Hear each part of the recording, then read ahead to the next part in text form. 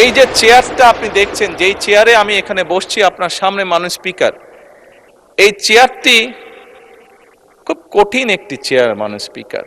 এই চেয়ারটি দেখলে মনে হয় বসতে খুব আরাম, আসলে মাননীয় স্পিকার মোটেও আরামের না।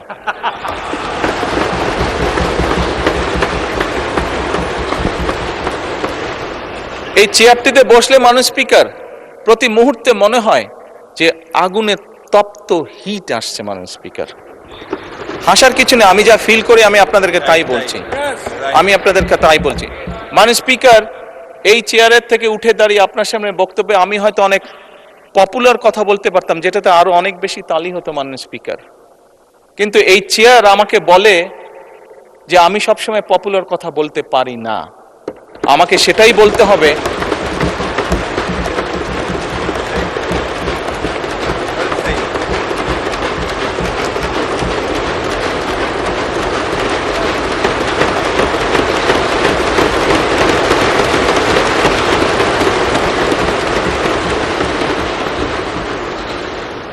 মাননীয় স্পিকার। একজন রাজনীতিবিদ হিসাবে আমারও তো ইচ্ছা করে পপুলার কথা বলতে, যাতে জোরে জোরে তালি পায়, কিন্তু এই চেয়ার প্রতি মুহূর্তে আমাকে স্মরণ করে দেয়, no, you have to take the right decision, not the popular decision.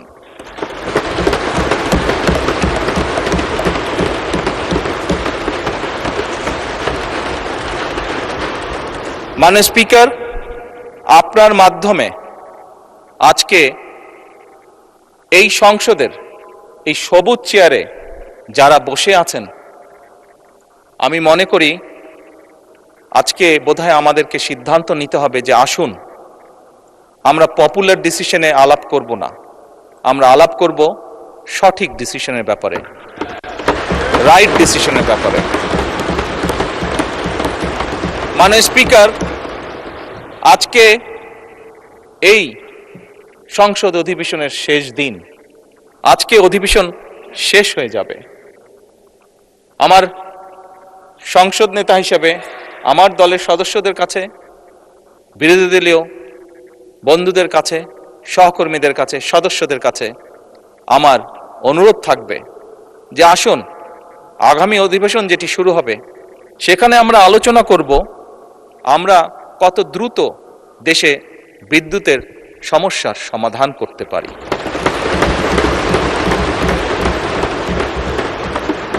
মাননীয় স্পিকার, আমরা আলাপ করতে চাই, আমি আলাপ করতে চাই আগামী সংসদে কত দ্রুত আমরা কত বেশি সংখ্যক মানুষের কর্মসংস্থান, দেশেই হোক বিদেশি হোক, তৈরি করতে পারি।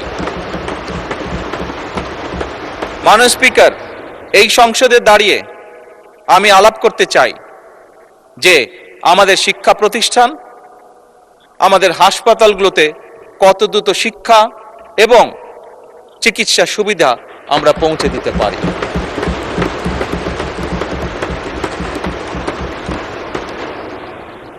মাননীয় স্পিকার, দিনের কার্যবিধিতে আপনি যখন শুরু করেন, বিভিন্ন সময় বিভিন্ন সংসদ সদস্য বলে ওঠেন তার রাস্তায়, তার এলাকায় রাস্তা লাগবে, তার এলাকায় ব্রিজ লাগবে, কারো এলাকায় কালভার্ট লাগবে। স্বয়ং বিরোধী দলীয় নেতা ওনার এলাকার সমস্যার কথা বলেছেন।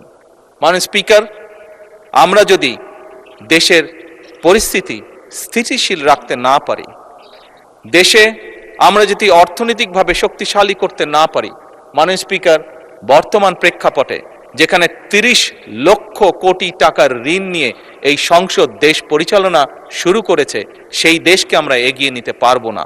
আমরা যদি একটি স্টেবল গভর্নমেন্ট রাখি, আমরা যদি একটি স্টেবল পার্লামেন্ট এনশিওর করতে না পারি, মাননীয় স্পিকার, আমরা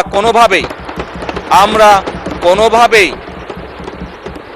এই দেশকে সামনে নিয়ে যেতে পারবো না। মাননীয় স্পিকার, এই দেশকে যদি সামনে নিতে হয় তাহলে অবশ্যই আমাদের উভয় পক্ষকে একসাথে কাজ করতে হবে। হ্যাঁ, বাংলাদেশে আইটি শিল্পের বিকাশ কিভাবে হবে এ ব্যাপারে হয়তো আমাদের মধ্যে ডিবেট হতে পারে, এ ব্যাপারে আমাদের মধ্যে দ্বিমত থাকতে পারে, কিন্তু বাংলাদেশের আইটি শিল্পের বহিঃপ্রকাশ হতে হবে, এ ব্যাপারে আমাদের মধ্যে নিশ্চয়ই কোনো ডিবেট নেই। মাননীয় স্পিকার, সেজন্যই আসুন আজকে আমরা সিদ্ধান্ত গ্রহণ করি যে আমাদের আলোচনার বিষয়বস্তু হবে এই দেশের মানুষের ভাগ্যের পরিবর্তন। আমাদের আলোচনার বিষয়বস্তু হবে আমাদের আলোচনার স্পিকার আমাদের আলোচনার বিষয়বস্তু হবে যে আমরা অন্য দেশের উদাহরণ দেব না, বরং আমাদের দেশকে আমরা সামনে এগিয়ে নিয়ে যাব। স্পিকার 1971 সালে এই দেশ যখন স্বাধীন হয়েছে, এই মুহূর্তে আমরা বিভিন্ন বিবেচনায় আমাদের দেশকে যদি স্ট্যান্ডার্ডে ধরি, আমাদের মতন অনেকগুলো দেশ ছিল যারা হয়তো 1972-73 সালে স্বাধীন হয়েছে, তারা আমাদের থেকে এগিয়ে গিয়েছে। স্পিকার আমরা পারিনি কেন? বিকজ বিভিন্নভাবে এই দেশকে, একটু আগেই যেটা বলেছি স্পিকার, বাধাগ্রস্ত করা হয়েছে গণতন্ত্রকে।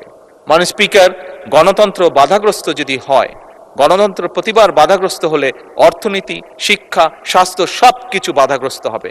কাজেই মাননীয় স্পিকার, আপনার মাধ্যমে আমি বিরোধী দলীয় সহকর্মীদের কাছে আহ্বান জানাতে চাই, আসুন আমরা ডিবেট করব, আমরা বিতর্ক করব, আমরা